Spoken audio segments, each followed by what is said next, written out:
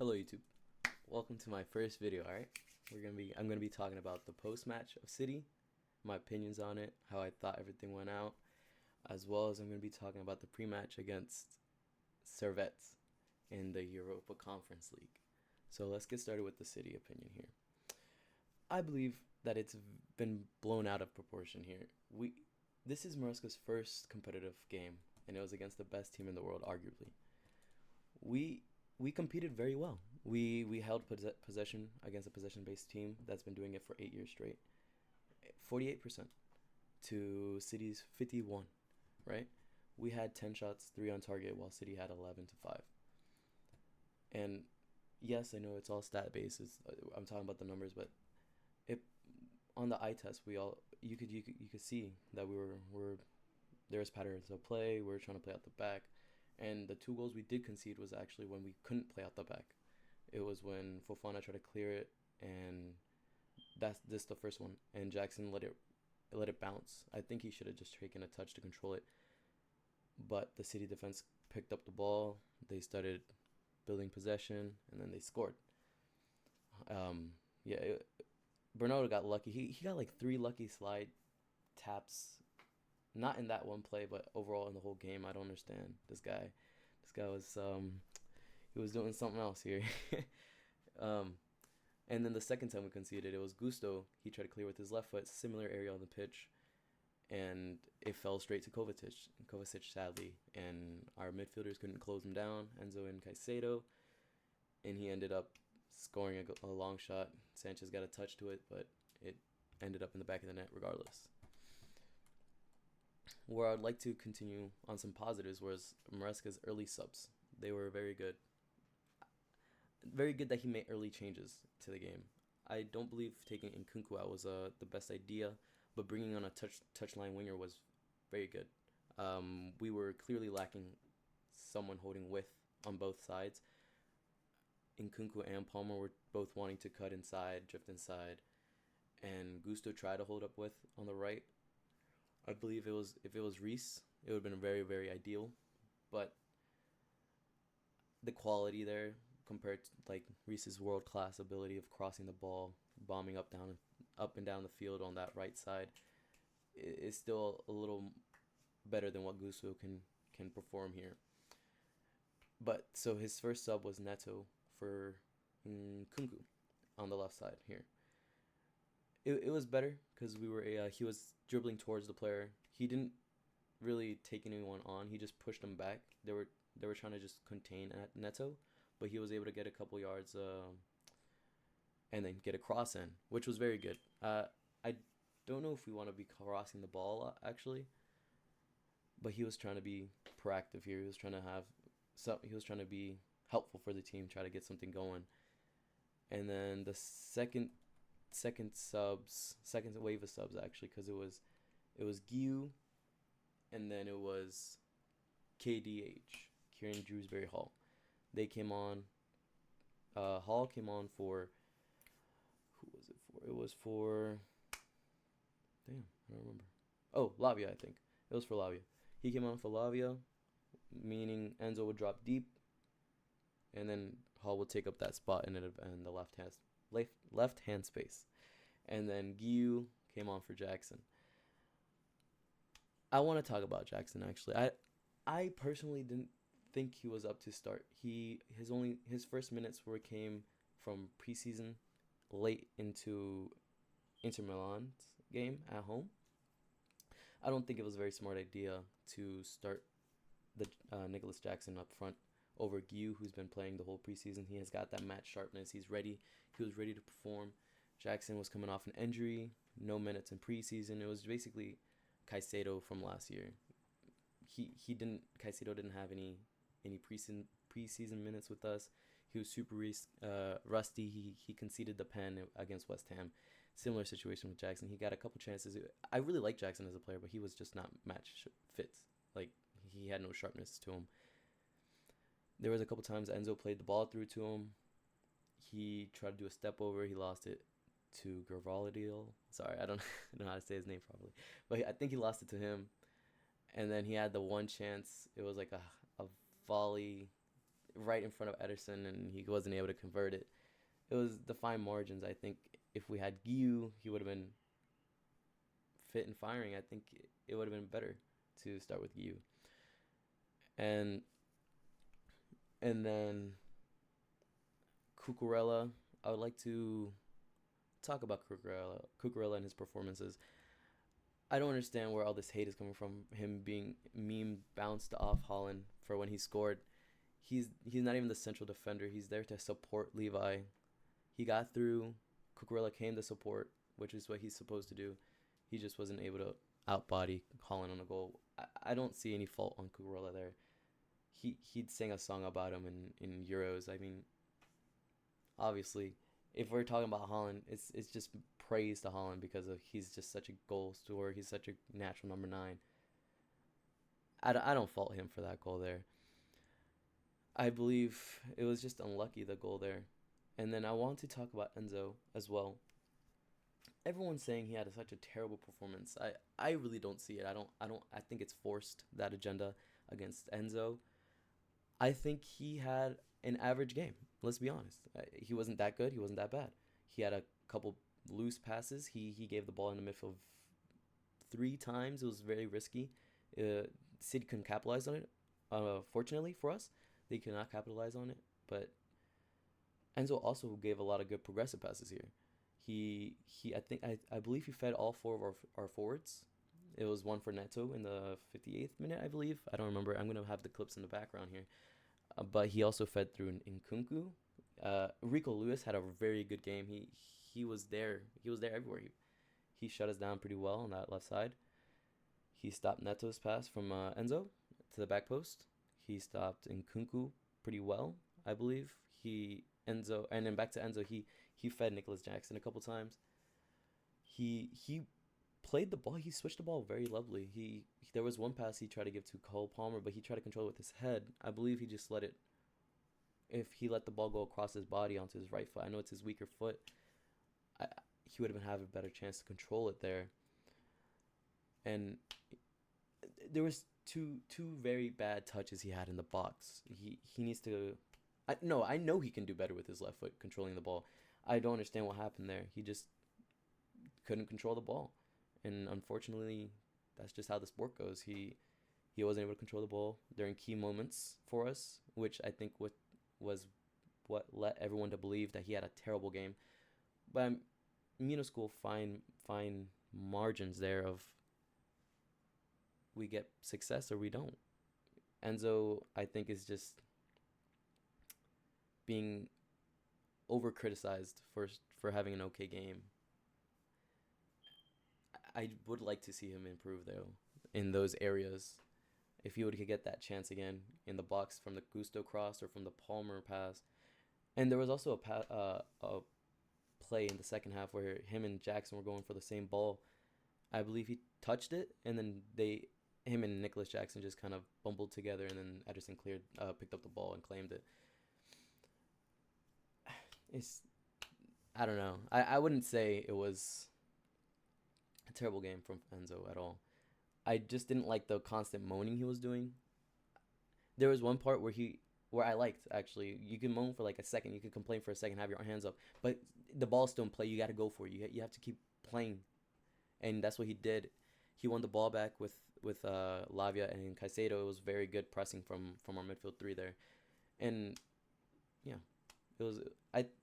If he just calms it on the complaining, on the moaning, having his hands up in the air, not running around, I think people will stop forcing this agenda against him, and whatnot. But I think Enzo Maresca did Enzo Fernandez a disfavor here by playing him so far forward. I don't believe that's his best position for the team at all. I believe if he dropped back, which he did for the second half, it would improve his performances and how everyone else looks at him. Moving on here. We're going to talk about... Oh, and then another sub was Renato Viega. He came on for Cucurella. I believe he had like a little cramp here on his hamstring. And Viega came on. It was good cameo from Viega. He was trying to be progressive with his passes. They were cut out, unfortunately, but it's good to see players try to have the confidence and play the ball through. For Now for my pre-match analysis here against Servette. I try to do a little deep dive on them. I try to see how they played against Braga and in their both games, both legs, home and away. First, they played away against Braga. 0-0 was the final result there. They it said they changed formation. They played a 4-4-2, and that was the first time in 7 games in five in the league. They played a 4-2-3-1, and then this was the first time they diverted from that, and they played a 4-4-2.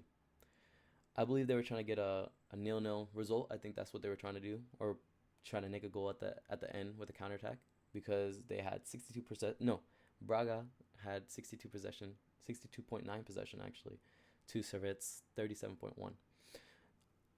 But despite having the lesser possession, they were able to manage to compete with Braga's shots and shots on target. They both ended the game 8 shots, 3 on target. I believe Servette also had 8 offside calls, which heavily indicates that they are trying to break on the counterattack. And our defense are going to have to be very wary of that in our home game. Because in preseason, we got found out a lot on a high line. And I don't believe Maresca wants to play with that high of a line. He said it's something with how the players got used to playing under Poch. I don't want to see any excuses, though. We've got a lot of training sessions under our belts. I want to see our defensive line very sturdy, positioned well, being able to handle those counterattacks. And then for their second leg at home against Braga, they did go back to their 4-2-3-1 formation. And Braga also had played with their 4-2-3-1. I wasn't able to find any heat maps for both those games, because I would like to see how they would how their players were positioned on the pitch with in-depth detailing, so I could know if they inverted anyone, if how they play, if they have like wide forwards, if they're like to cut inside more. Unfortunately, I couldn't find any of that information. And in this game, Braga had 45. No. Servette had 45.3% of the possession here, while Braga had 54.7%. I think the shift in the possession here was because Braga had a first half goal, right? And that means Servette had to come out fighting a little more, trying to get the equalizer. They unfortunately couldn't. They went down 2-0, and then in extra time, in the second half, they were able to score a goal to make it 1-2. And I already talked about how they had played their 7 games. Servette actually went 3 in a row unbeaten before the Braga game, I think. Braga. And it was just some things I found. And they were playing the 4-2-3-1 formation during the league. And what I would like for us in our team to, when we verse up against them at home, sorry, I'm getting the picture here, is I would like to have Viega start and Cucurella sit on the bench for a little bit, because he came out with that cramp or minor injury. I think it's a cramp. And I'd rather have Cucurella fit and available for Wolves here away, because we know what happened against Wolves both times. So I'd like to start with Viega at the left center back position. No, left back position here. So I'm going to start with the keeper, actually. I would like to start Jurgensen. I would like to see him start Philip, because Sanchez didn't fill me with confidence. He got a touch onto the ball from Kovacic for the second goal. He also gave the ball terribly to KDB, and fortunately for us, they didn't capitalize. But it was a horrendous pass. It was straight to him. I think he was trying to pick out Cole Palmer, but KDB intercepted it, and it could have been bad for us. So Jorgensen to start us off against Servette would be a good debut for him, competitive debut. I would also like to start Reece James, if he's fit and available here, just so he can get some minutes. He doesn't have to. He could come off halftime. I was waiting to see if Josh was coming on to join us here. I didn't see his name, but I believe him and Levi are on the team B for the academy players. So I believe they are available, but if they're not, I would like to have James start. But if Josh is available, I would like to have Josh. And then Reese coming on to finish the game for us. Since I didn't see Fofana, and I think this was because Maresca wants to manage his minutes, since he just came off a long-term injury, which is very good. I like to see that. I would like to start Tosin with Levi Colville if he also joins. So Colville can continue getting his minutes. Also, starting Baliashile wouldn't be that bad. He just hasn't had that. No. So either Levi or Baliashile. You'll see. I have both their names there. I wouldn't mind either. So that would be the defensive line. It would be James or Josh starting as right back. Tosin as our right center back. And then Levi Colville as our left center back. Our left back would be Viega. And then our midfield trio here, I would like to have Caicedo, Enzo, and Palmer at the 10. I don't see Enzo being dropped. He was made the captain, right? And I do believe him playing deeper is his best position, and he's very good at it. For our wingers here, I would like to have Neto at the right wing and Mudryk at the left wing. And then we can continue starting Jackson as striker, or we could start Guiu. It's up to Maresca on that one. And then that would be us off the ball in a 4-2-3-1. On the ball, I would like to have Levi Colwell defending in the left center back position, Tosin in the center back position, and then Josh or James defending in the right center back position. In front of them would be Viega inverting and Enzo making up that double pivot. And then our wingers were Mudryk and Neto, which is I think would be nice to see. And then Cole Palmer in the right half space as the 8, and then as the left half space would be trying Caicedo in that forward position, more advanced midfielder position. I can't have Enzo playing at the 10 again, or as an advanced midfielder. It doesn't suit him clearly. And if we're gonna try something out, especially at home against Servette, a lesser side, we should be going for Caicedo there, just to test things out. And then Guiu or Jackson up top. I believe this team will be able to handle the counterattacks very well. Caicedo could always help with the transitions, also pressing from the front.